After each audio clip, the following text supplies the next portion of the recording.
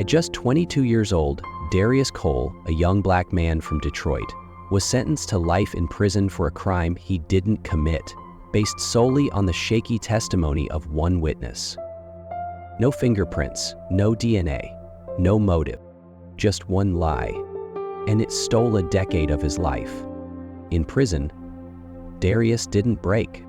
He read law books, wrote letters, and believed, against all odds, that truth would find a way.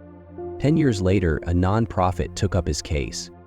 New DNA technology proved what he'd always said: he was innocent. The courts overturned the conviction. The headlines blazed. Man freed after 10 years in prison for crime he didn't commit. The public expected outrage, a lawsuit, revenge. But Darius did something else. He used his compensation money to open the Clear Light Project, an organization dedicated to helping other wrongfully convicted people find justice and freedom. "Pain taught me purpose," he said. Over the years, the Clear Light Project freed dozens of innocent people. Their stories echoed his own. Wrong place, wrong skin, no voice.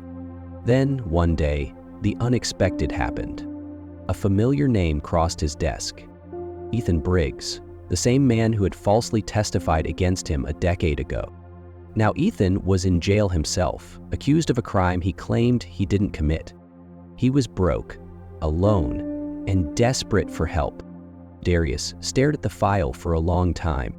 He could have tossed it, ignored it, but instead he whispered to himself, "Justice isn't justice if it's only for those we like."